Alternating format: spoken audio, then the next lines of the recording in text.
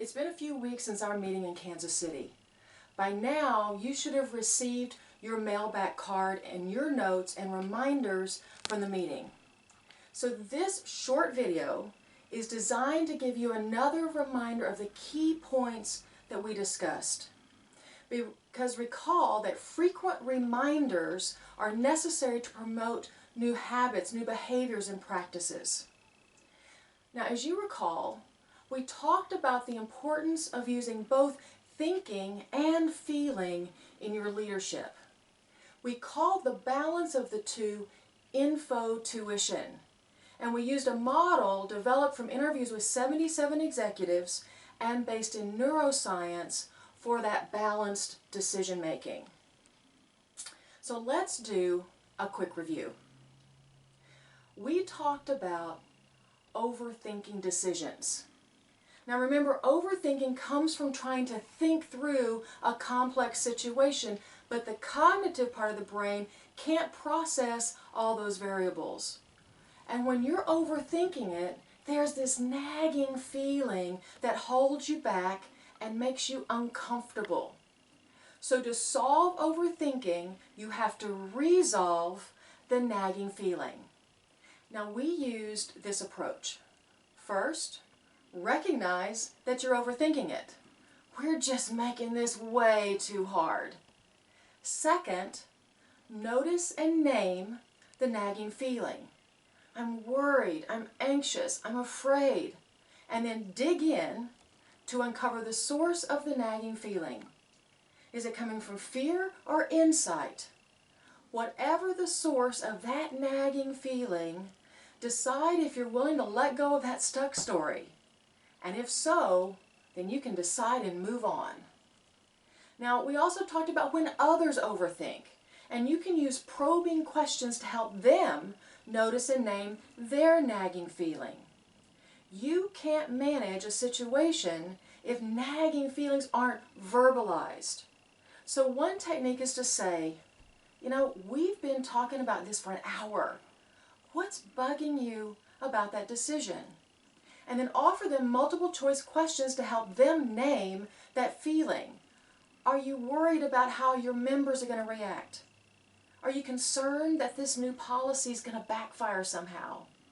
Are you uncomfortable that this is something new we haven't tried before? So worried, concerned, uncomfortable are the nagging feelings that you help them to voice. Because it's better to know their feelings in the room rather than outside of the room. So try it, and remember, to solve it, resolve it. Now then we talked about knee-jerk decisions because they're overreactions to a triggering event. These decisions are emotion-based, they're quick, they're lacking in thought. And to slow those knee-jerk reactions, you've got to know those triggering events, the people, the situations or the events that are your hot button issues. Now, if one of your values is threatened, that could be a really strong triggering event for you. And you also need to know your somatic markers. So somatic markers are body sensations that occur before your brain cognitively understands the situation. It might be that knot in your stomach, tightness in your chest, or other telltale sign. Once you recognize that somatic marker and that trigger, then remove yourself from the heat. Breathe deeply, relax the tense parts of your body, or if possible, take a break from that triggering situation. And then once you're calm and can think again, probe it further to understand what was really going on for you. Because the probing builds resilience for the next time, because there will be a next time.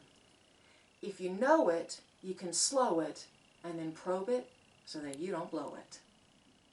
And lastly, we talked about how to enable a aha moment. These are complex decisions, and they require a balance between cognition and intuition. To encourage an aha moment, allow your brain to connect all parts by taking a brain break. How do you take a brain break at work and outside of work? Walk, bike, listen to music, read, drive, mow the grass, whatever relaxes you and helps your mind to wander. Because that brain breaks allows your mind to mesh all the cognitive and intuitive parts of that decision. Build that time into your decision-making process for the big decisions.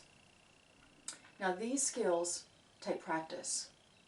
Practice develops new pathways in your brain that provide you new choices, resiliency, and calm in complex decision-making.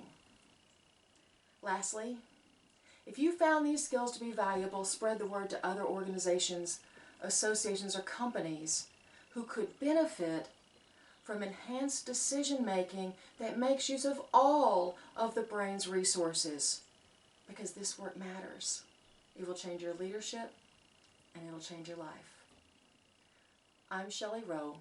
You can find me at www.shelleyrowe.com, SHELLEYROW.com. Good luck with your practice.